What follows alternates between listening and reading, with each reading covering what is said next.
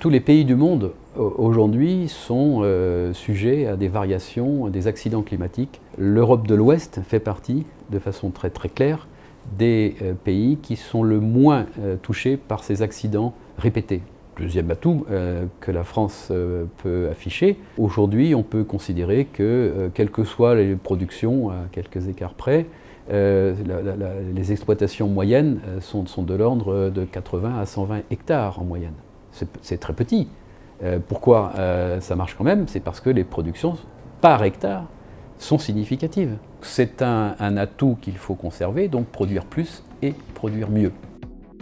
Produire plus et produire mieux. Une équation insoluble à première vue.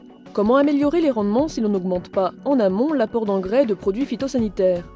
Arvalis Institut du Végétal poursuit ses recherches jour après jour pour résoudre cette épineuse question. Arvalis Institut du Végétal est une association créée par des producteurs de céréales en particulier. L'objet pour les producteurs, c'est avoir confiance en une structure qui leur donne des informations sur leur métier, leur propose des innovations et réponse à toutes les questions qui peuvent se poser au cours de l'année. Notre devoir est d'informer et de garder les points de repère les plus évidents entre l'économie, qui est indispensable à la survie de l'agriculture et des agriculteurs, la qualité et l'ajustement des productions au marché, et il se diversifie de façon très rapide, et puis la préservation et l'amélioration de l'environnement. Si on résume l'objectif actuel de l'Institut, c'est produire plus parce que la demande mondiale est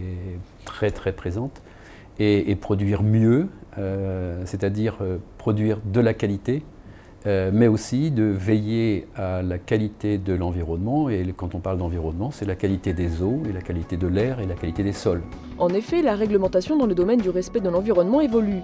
Arvalis, Institut du Végétal, participe à la rédaction de ces textes réglementaires.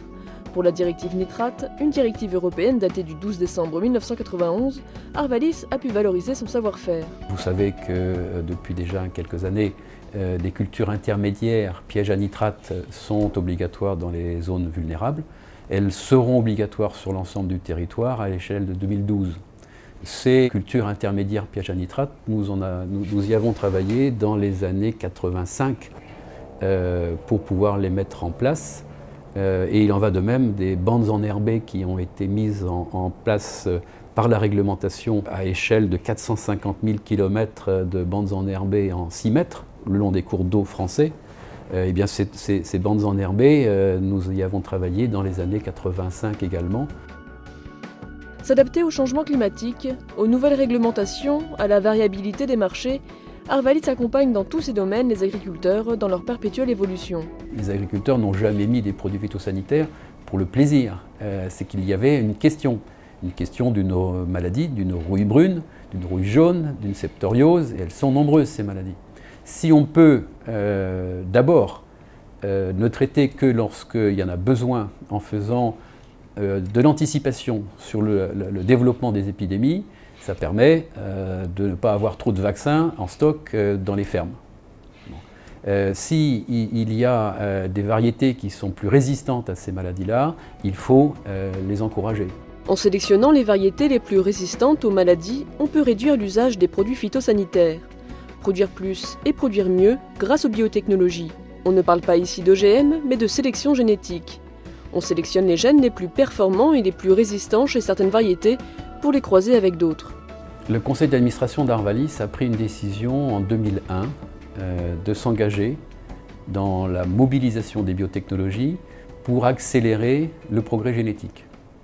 Donc c'est un travail qui nous a permis d'abord de comprendre et de manipuler avec précision ces technologies nouvelles qui sont entrées dans nos laboratoires. 10 ans après, grâce au partenariat dans le cadre de Génoplante, le premier, Génoplante 2010, le deuxième, et puis le troisième que l'on vient de signer, qui s'appelle Biotechnologie verte.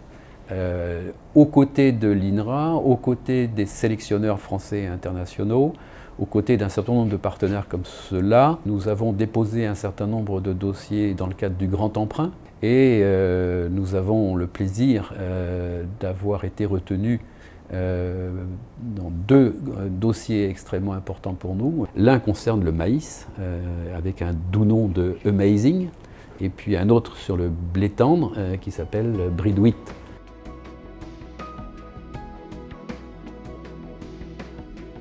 Notre spécialité, c'est de caractériser les plantes au champ et non pas en laboratoire sophistiqué. Il faut en avoir, mais il faut aussi, et c'est beaucoup plus compliqué, parce que quand on est au champ, dans des conditions réelles, il faut mesurer toute une batterie d'indicateurs, que ce soit les besoins azotés de telle plante ou de telle plante, en fonction de quel gène est-il commandé.